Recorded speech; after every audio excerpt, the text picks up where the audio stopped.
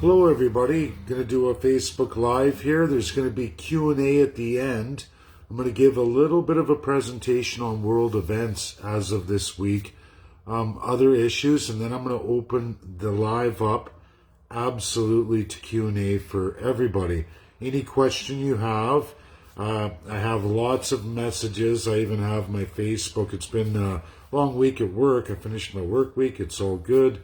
I've secured my employment here in Ontario, so it's kind of a start over. I switched from nights to days as well too, but we're going to get into world events now.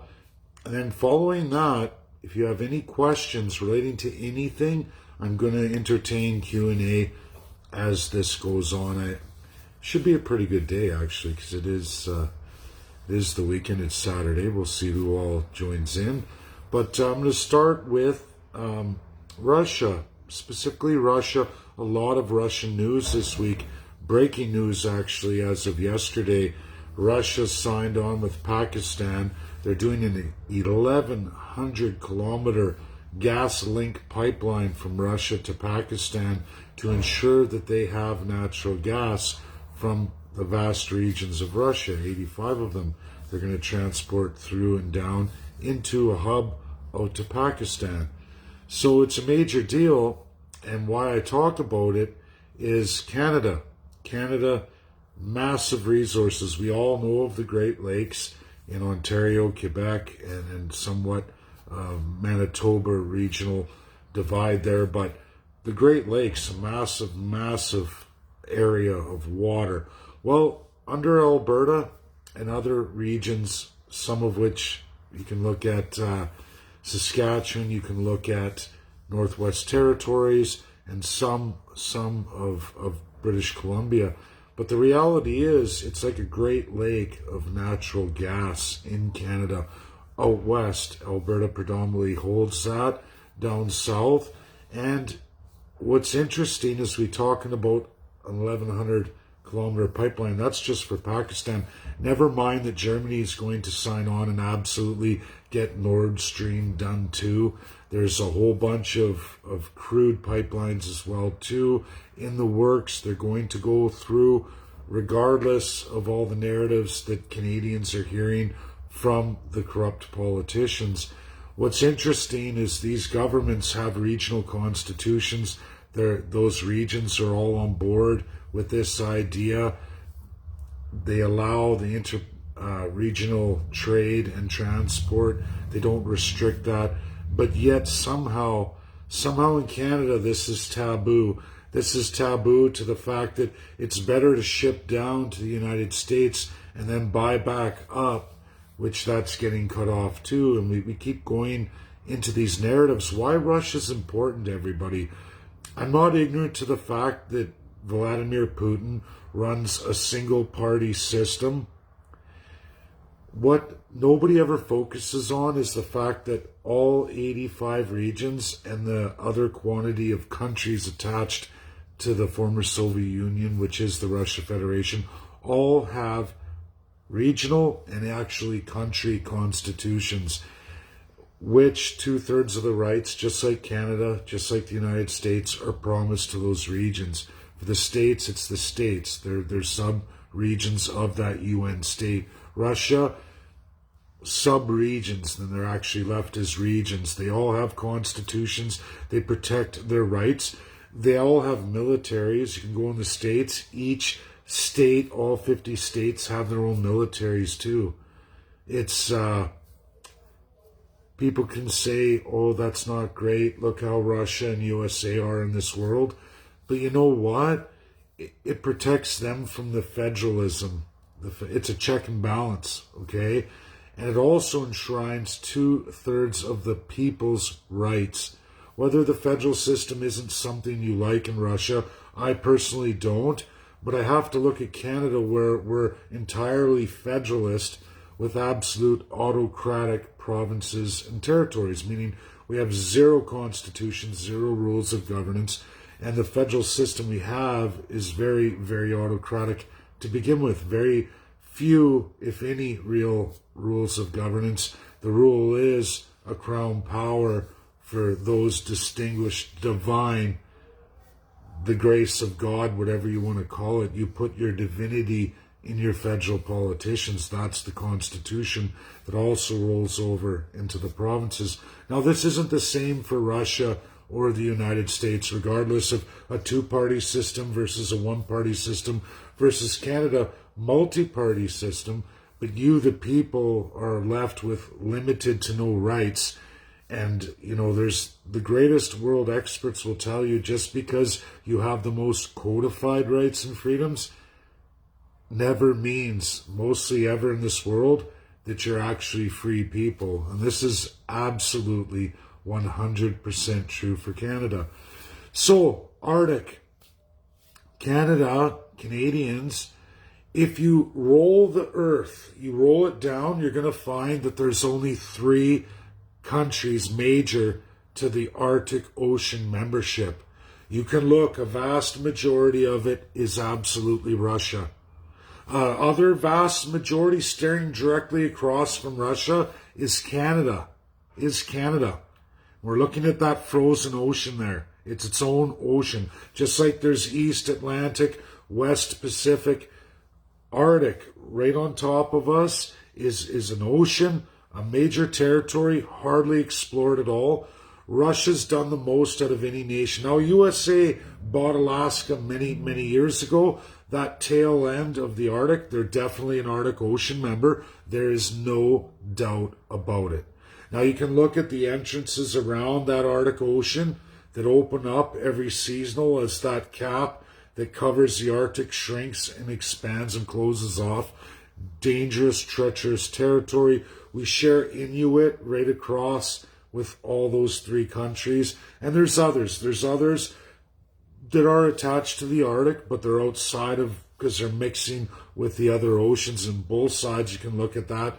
I'm not disputing those countries' claim to Arctic. But when we talk about who's actually in a border of clearly the Arctic Ocean and that ice shelf, it's USA, Canada, and Russia. This is never going to change. Russia has the most square miles of it, Canada too.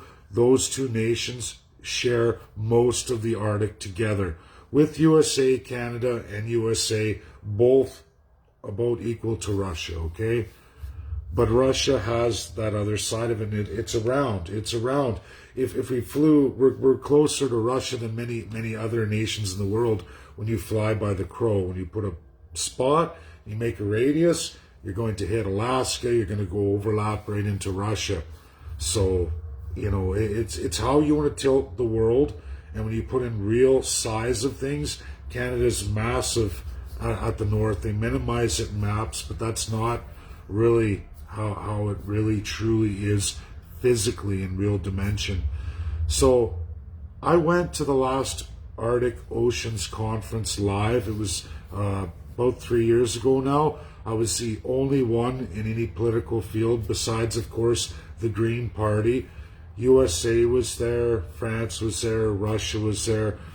I gave a presentation, I asked a bunch of questions. Unlike the rest of the radical environmentalists, I got into real narratives, economics of it,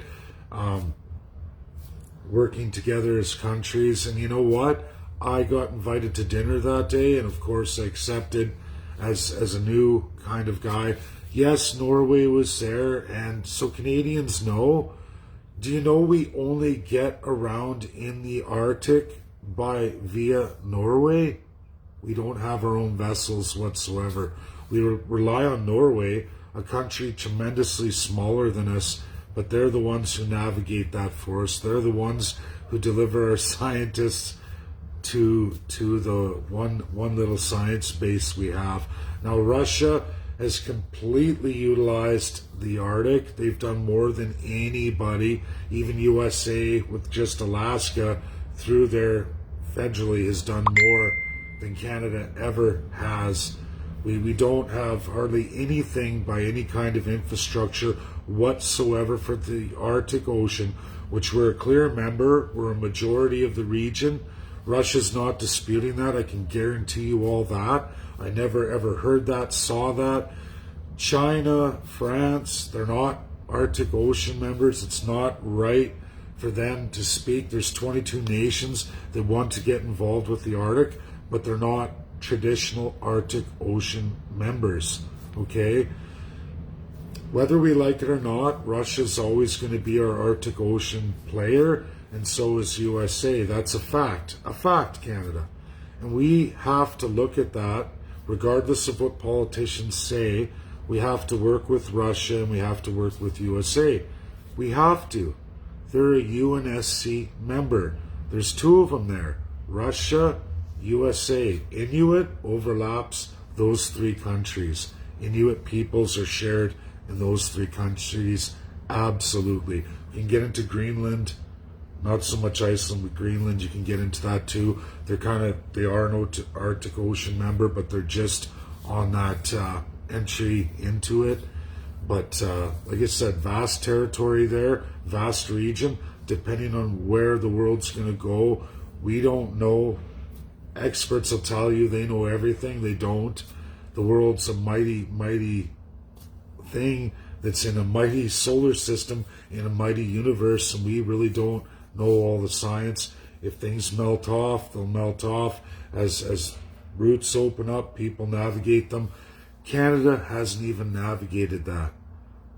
And it's a major portion of their territory. Many other countries who are not Arctic Ocean members directly have navigated it.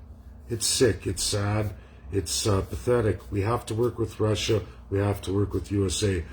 It's not about betraying anybody. So in the news, the natural gas pipeline, they signed that. That's Pakistan. That's going to go through. No one can stop them. Russia's a UNSC. It's going to happen.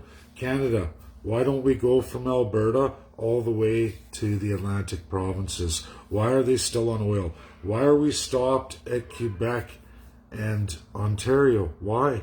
There's no other country in the world that does this to the regions. What is the problem with connecting resources from the west to the east? What's the problem? Why are we being screwed in our value and supply chain in major commodities of this world that are not going away? They're getting stronger while we restrict more and more. Why does the federal government do that? Power and control. That's what they do. And it's wrong. Had we have provincial constitutions, this wouldn't happen. It doesn't happen with Russia, and it doesn't happen with the USA. The regions will rebel on Vladimir Putin if he doesn't do these things for his country. The states will rebel against either Joe Biden or whomever is going to be the next Republican candidate, whomever goes as these 4-year elections happen in their two-party system. Doesn't really matter, because those 50 states, when they want something done or they want their rights to this world respected in their trade, their value and supply chains, I can show you so many states much, much weaker than a lot of provinces that's doing tremendously better than any province in Canada, regardless of our resources, our ability to pump out massive commodities. These states don't even have that, but they have the value and supply chains. They negotiate that out on the world stage, and the federal government makes sure they get it. Because if they don't, they're breaching the American Constitution, and the states themselves will let the federal government know. Canada, ooh, who cares? What are you going to do about it? Here, Premier, join us in our quest to specify for specific regions, which are 2 provinces, that Canada continually screws the rest for that central power. And it's wrong. It's wrong. It's something that's been ruled illegal in this world since 1945. Canadians need to know. That's reality. Where's Canada going? What are we going to do? It seems that people think that we should just continue forward in a broken system that's supposed to somehow, right itself right through an election cycle, but never do we address any powers of our provinces, any enshrined rights for Canadians or the will and drive in business to allow that to flourish out on the world stage. This isn't about globalism. This is about your absolute sovereignty that Canada restricts for all Canadians. People tell me about China. Look around in your home. Canada running off the mouth about China. Look at all the products in your home. All from China. All from China. Look around.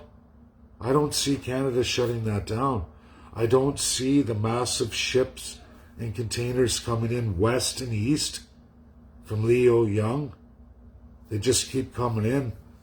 Billions of tons shipped across trains to every region. Nobody says nothing about that. And you say you're going to take on China. Oh, China's evil, China's bad. This 31 deal signed, cemented, certified. That value chain's in. There's nothing we can do about it. Look around your home. You're all buying Chinese products all over the place. Look under the hood of your car, you're going to find even Chinese refurbished parts. That's how sad it is. And then people scream off, oh, we're going to do this, we're going to do that. No, we're not. And yet none of our governments are. They're tricking you into believing that somehow something's going to change if you elect a liar, and that liar is only going to go with status quo. That's reality. They're all liars. Every single political party. You, the domestic Canadian, come last. That's how Canada operates. And they're going to continue to lie to you because politicians are allowed to lie. Russia's never going away. Never. USA's not going to war with Russia. Russia's going to continue to make deals all over the world, securing their value and supply chains. And there's nothing anyone's going to do about it. Same with China. Same with France, UK, USA. When Canadians shoot off and they say, oh, we're not going to do this, all you're doing is angering those countries who hold your value and supply chains. And then they punish you in tariffs, sanctions. Then your government's forced to restrict certain businesses. You think that's by accident? It's not. That's the ultimate corruption of our government. So now we're going to get into Q&A. I hope this little talk opens some eyes. Look at the news. Look what Russia's doing. Germany's next. That's happening. But I'm going to scroll through and I'm going to see what people have for questions. If it will scroll now. Why is it not scrolling? Oh, here we go. Watching. Let's see. Somebody sent an Instagram, which I can't look at right now. Humboldt, Saskatchewan. Hi, Cheryl. The Native Party. Native HRI Party. Don't know, I can't look at links. You have to ask specific questions. Hi, Mark.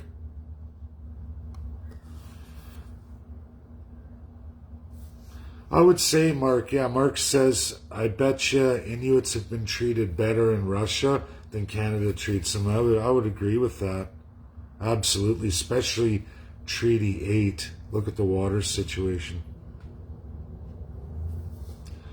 Ops in the case. So let's read this. Interesting. Danny says, I spent 9.5 months in the Arctic, Elmer's Island, for top secret ops in the Navy. You want to know more? I sent you an invite. Communicate with me, and you didn't. If you're not on my friends list, just so everybody knows, you can message me all day long. If you're not a friend, it doesn't come up for me. I don't see your message. Sorry. And I'm maxed out for friends list. I hit 5,000. If you want to get a question answered or message my Facebook page, everybody.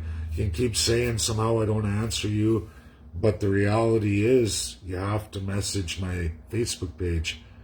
Not this, because I'm maxed out. If you're not on my friends list, I don't get your message. Richard sends FB watch, but my friend has the Bernier original map, so the one map with the one title. Okay. Yep, we should, but we should have their cooperation of the territories. Yes, Brenda, we should.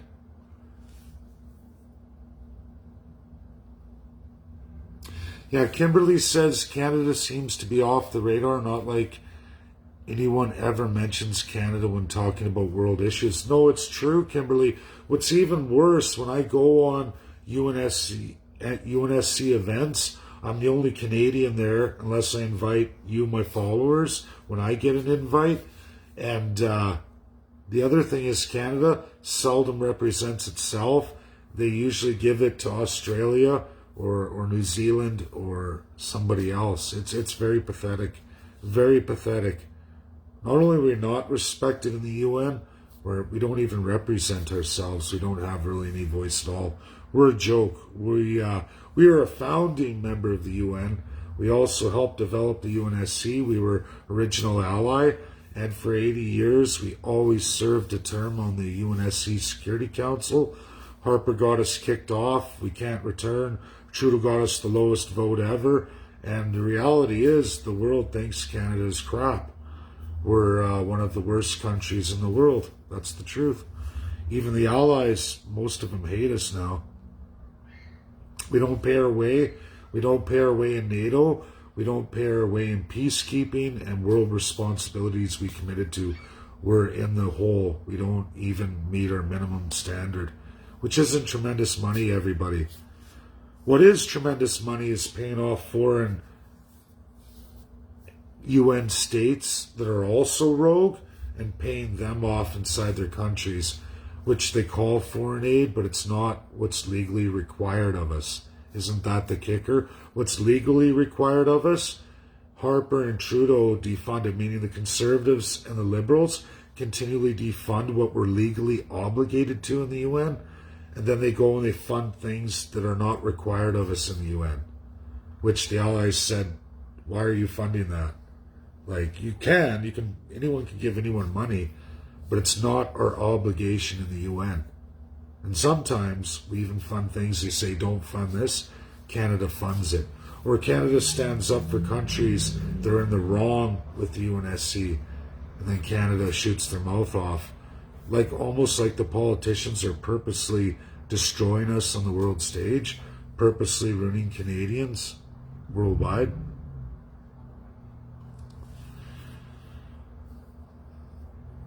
Yeah, Kimberly says if China cut Canada off from supplies, then the average citizen would really know how much we rely on them for clothes, foods, parts, etc. Absolutely, that's the truth. We wouldn't have a lot of things that we enjoy today we wouldn't even have if it wasn't for China. Danny says you should, again, Danny, you have to message me on my Facebook page. You're not on my friends list. Sorry, pal, but I don't get your messages.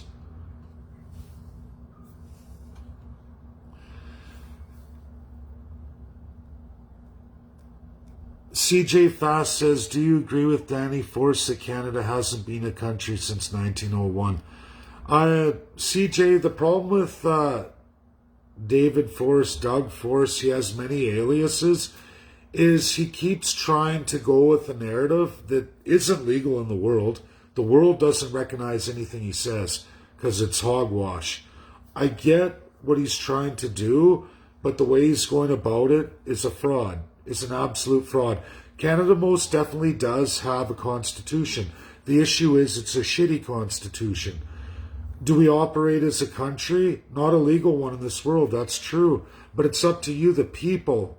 We have to stop blaming or creating narratives that are far-fetched and fake. We're not allowed to write our own international laws. Anyone telling you that is an absolute fraud and liar. I'm sorry, everybody. You don't control your value or supply chains. You either follow the world laws or you're going to be forcibly subjected to them. That's reality. I try to be nice about this, but Canada only gets worse because we stay ignorant and we let people come up with ideological arguments, fake narratives, fake fraudulent narratives, not one world expert behind them, no legal experts, and none will join them. Why is that? How come I have so many? Well, why do I have so many? I'm a welder. Sure, I graduated economics many years ago, but the reality is I go out on that world stage, I look at things as they are. I learn from the best of the best. I don't create fictions. I go looking for truth. I find the truth and I back it up, verified. Canada's broken. We've always been broken. 1901, Queen Victoria, whoopee-doo. She was a colonial. Still celebrated Queen's Park, Toronto. Biggest grouping of federal ridings. They still treat it like we're 1901. That's where it all ends. That's the big celebration there. They go up to 48. People talk about Westminster in the 30s, 31. Whoopee. We still had UK Governor Generals and Lieutenant Governor who were Her Majesty over this country, over your politicians, up till 1952. People, you can choose to learn the truth, accept it, because it's backed up by all world experts. Canada is a country, registered, recognized worldwide. We were one of the allies of World War II. We were one of the founding members of the UNSC. We didn't get permanent status, but we were a founding UNSC member. We've just been kicked off as of Harper, 2008. We haven't been back since. Trudeau got us the worst vote in history.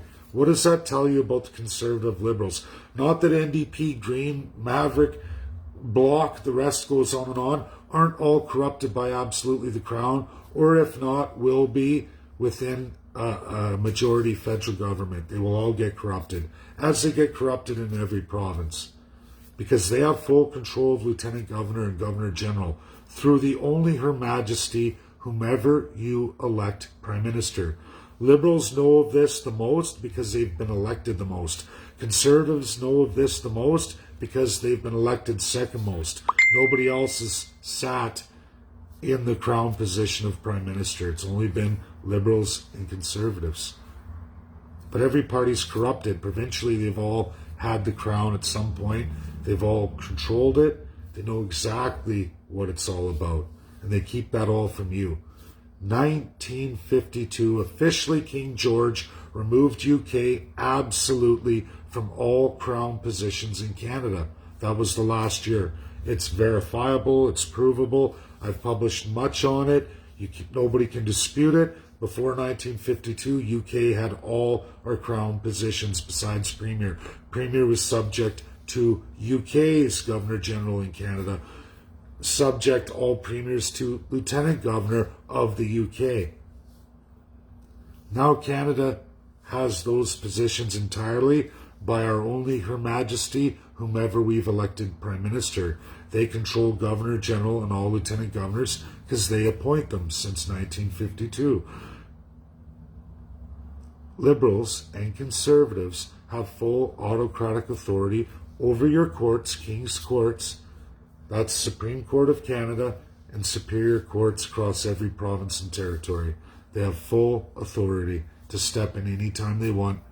All their bills and acts in every province, federal parliament that are passed, all include that Crown power. You'll find Governor General or Lieutenant Governor in every single one, giving them full jurisdiction over the ministries, over everything, meaning premiers in conjunction with or just by absolute Prime Minister will run everything and make the final decision. All autocratic. So that's it, everybody. I'm going to be writing a paper in Canada, breaking all this down. I'll include several court cases, both federally, provincially, when judges have ruled they can't do nothing. The Crown has override. Thanks, CJ. That was a good question.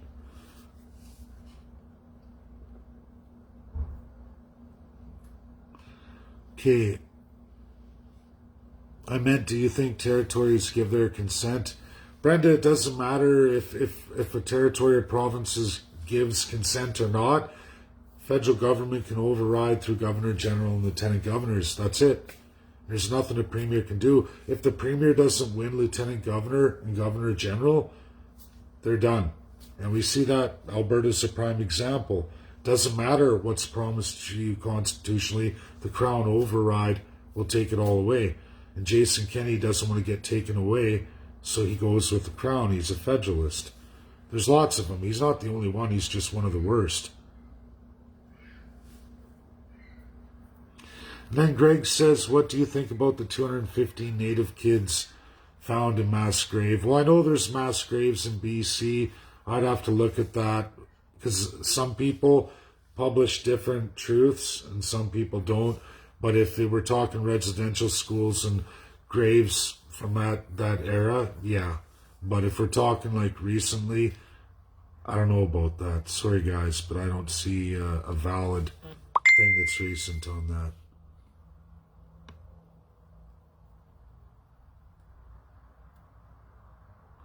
Oh, Kimberly says, how come we're always lumped with Australia on the world stage? Because Australia, New Zealand, and Canada all have the same crown colonial constitution inherited from colonialism. We're three colonial powers, colonial countries, not very well-functioning countries, former colonies, who never truly got our independence. That's why we need constitutional amendment, absolutely dismemberment, amendment federally, and all provinces we have to have design. Absolutely. Those are the minimums, everybody. Minimum in this country right now. And if a party isn't telling you they're going to do that, you shouldn't vote for them. You shouldn't pay them. Don't give these autocrats any more power. They're all corrupt individuals seeking the crown for themselves. Way worse than any Russia, way worse than communism. The illusion of democracy, the lie of democracy. We don't have any democracy.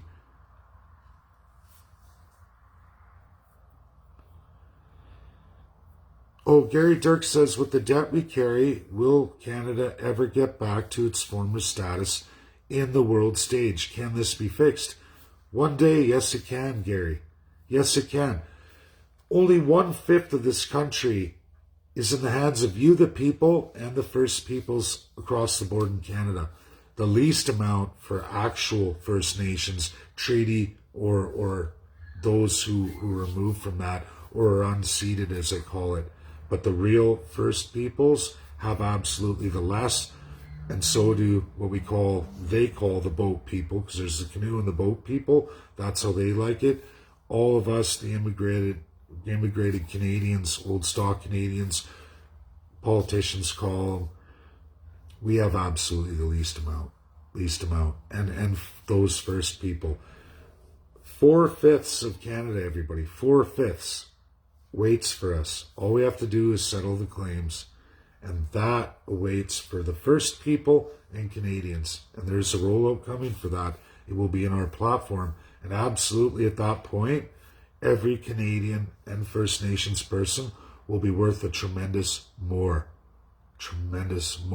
A prosperity that's not going away. Thanks for the question.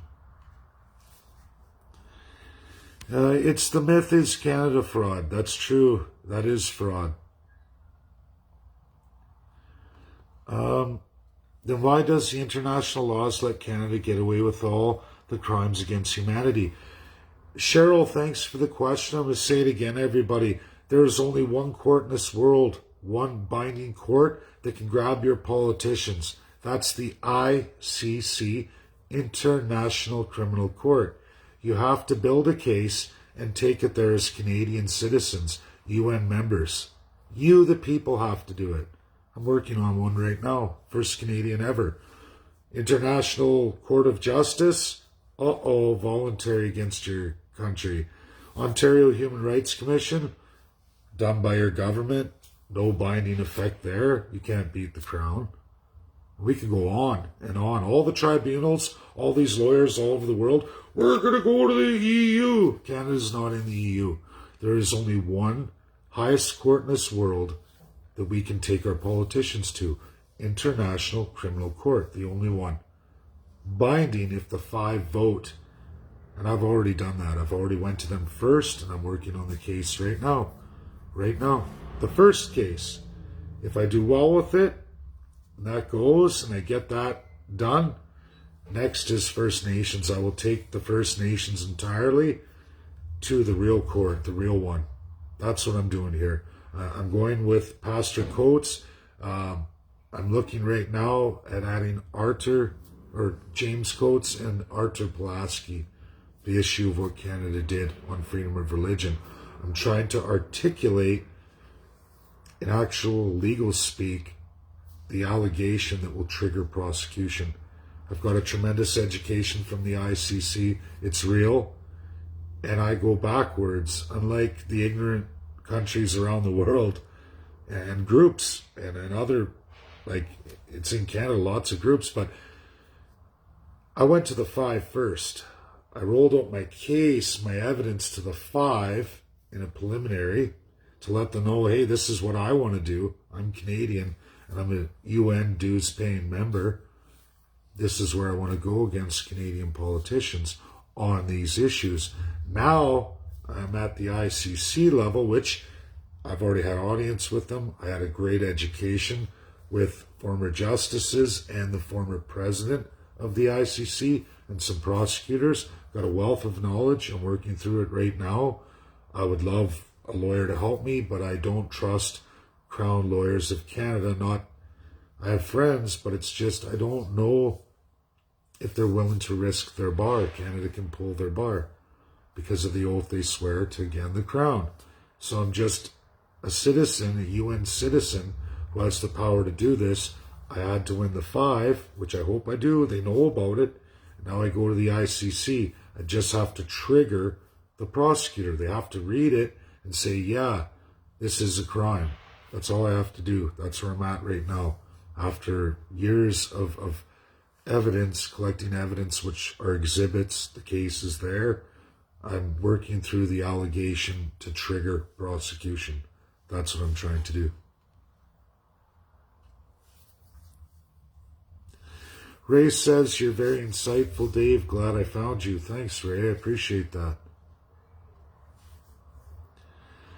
Kimberly, I was told that we, the voters, if a majority gathered and stormed the Capitol, that we would remove Trudeau as Prime Minister. Is there any reality to that?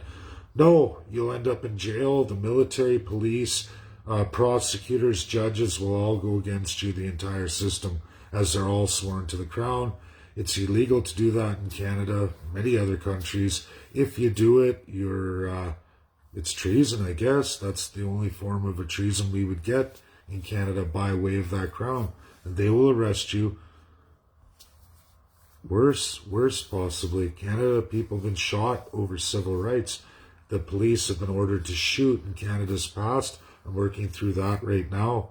Provincial rights to civil rights. The police have killed people over civil rights, more so than Russia and USA per person per capita, and ruled legally in Canada.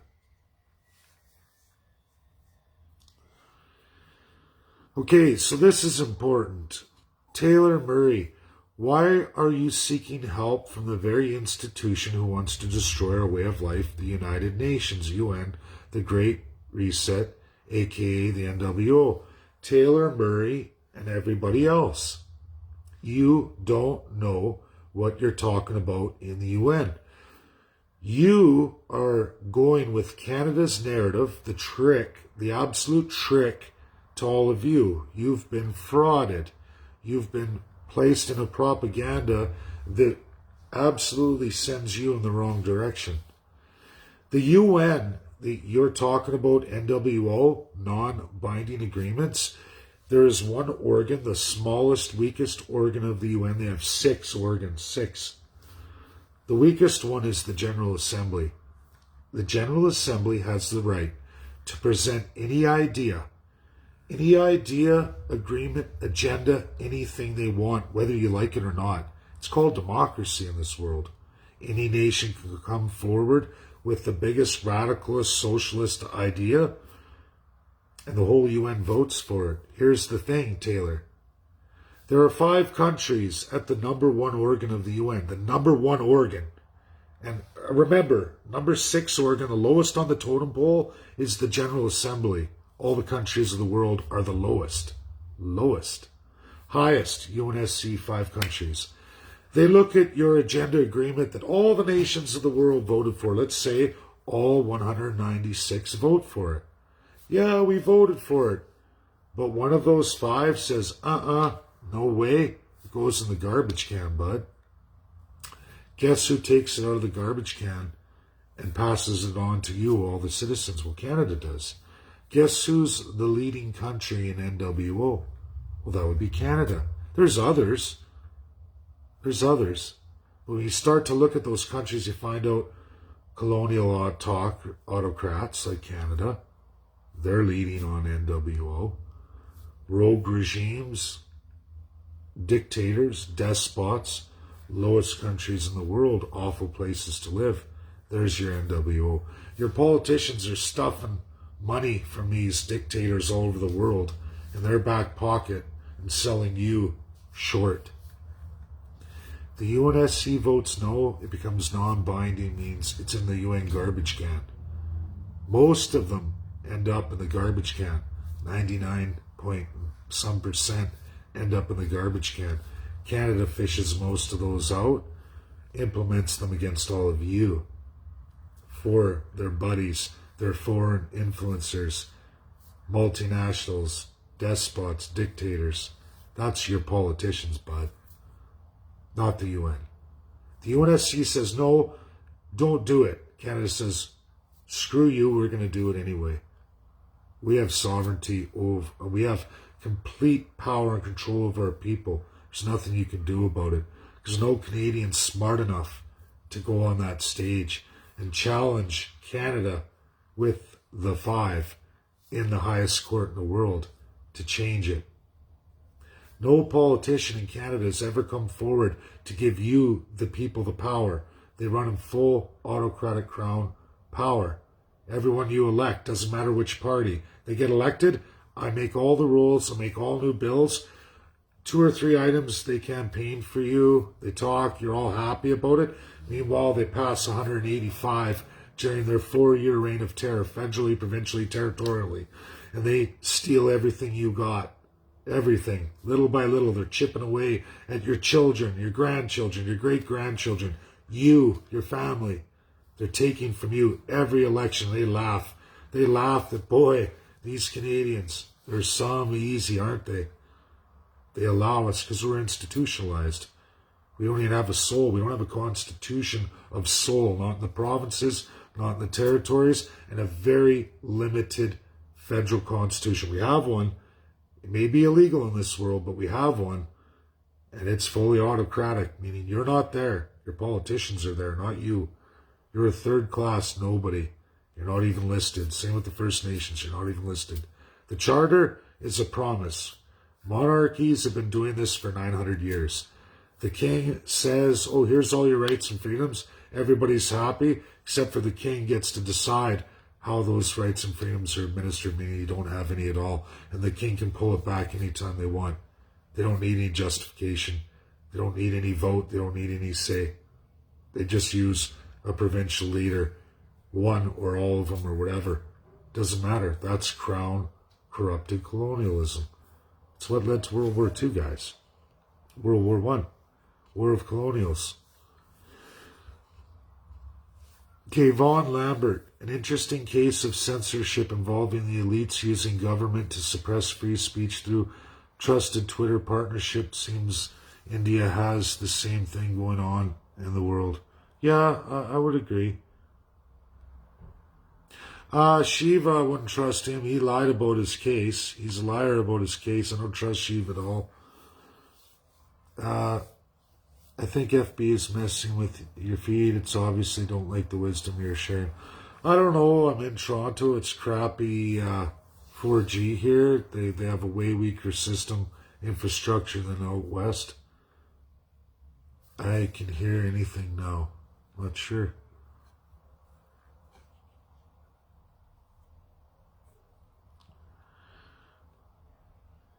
Oh, Ian says, who are Canada's allies, if any? Well, UK, France, but so they say, but we're only allies with people when we give them what they want. We don't actually stand sovereign. We don't explain ourselves. We don't even represent ourselves on the world stage. We've lost so many allies. We lose votes. We couldn't even get back in the UNSC. So what does that tell you? Canada's lost all respect. We've lost allies.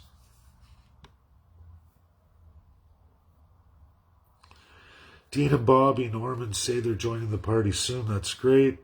Cheryl says thanks.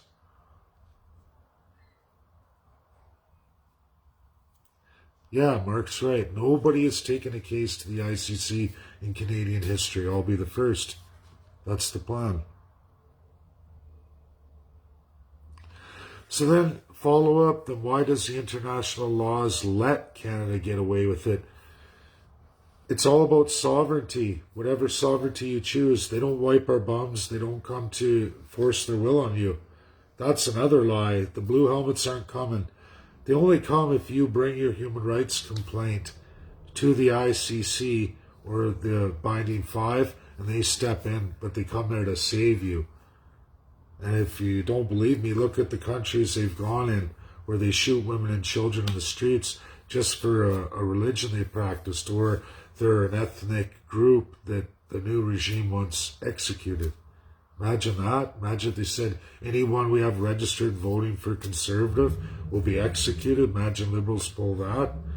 Then you'll see the international community come in when it's barbarous, when it's a huge violation. We're at medium level violation. Canada's in trouble for things, don't get me wrong. They get sanctions, they get trade embargoes all the time. Canada just doesn't let you know about it, but it's true.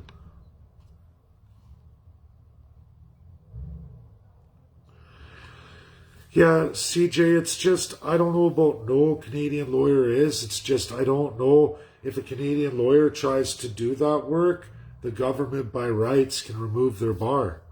They said, you swore this oath, we're taking away your lawyer. You're not a lawyer anymore. They rip it up. Have fun with that, they say. So yeah, it's bad.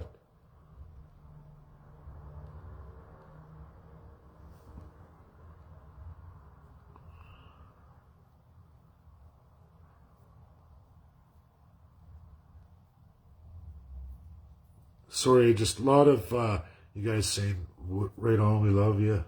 Thanks, everybody.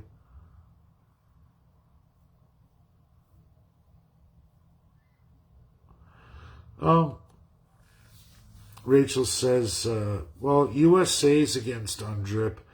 Any country that basically has a stake in Indigenous violations is going to vote no on UNDRIP, but now Canada's trying to make its own UNDRIP. That's what's happening here, to try and bamboozle the world. It's non-binding. With USA voting no, that means you don't vote yes. You just don't, because it's not binding law. You're giving that, if it was a binding law, the world powers tell you the rules. If it isn't, your country gets to make the rules. Well, how's that going to go for Canada? They're corrupt. They're going to make their own rules.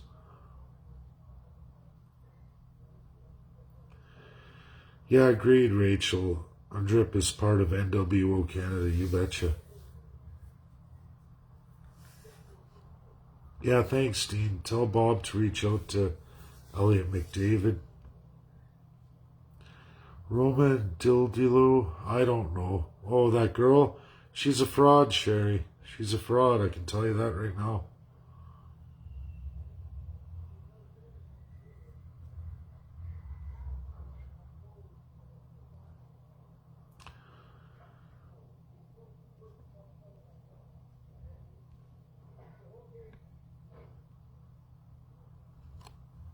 Taylor says, so the ICC, which is part of the UN, is trustworthy. What do you think of our shot at winning is? Well, I don't know, Taylor. I'm still working on it. I have to get it done right. I'm not a lawyer myself, so all I know is you can go on ICC, you can watch all their cases. They've put people to death. Where do you think Nuremberg came from? So they can put people to death. Of course. Those 5 can execute anybody they want whenever they want.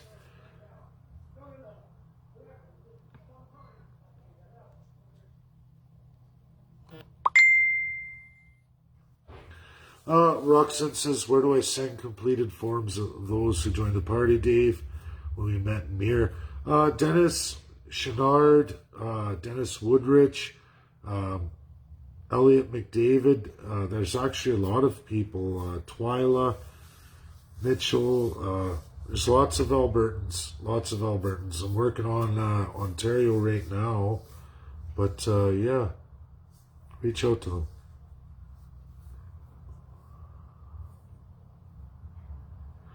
Yeah, Brenda, she's just another psycho. That's right. I don't know her deal. Everything she says is a lie. It's just too radically out there for me. I don't even want to address it. I don't like locals, let alone people who talk about the world that they don't understand. And I'm not going to listen to a first generation Canadian who came from a country that's in the dumps. So I won't. I don't know about all of you, but I won't. Yeah, she's fraud, Lee. Absolutely total fraud. I can guarantee you that. 100%. She's a loser. Zero. Yeah. I've seen it all, man. Seen it all. So I guess that's it. I got to the bottom. I hope I answered a lot of questions. Message me if you on my Facebook page. Thanks, everybody. Have a great night. Enjoy your weekend. Bye now.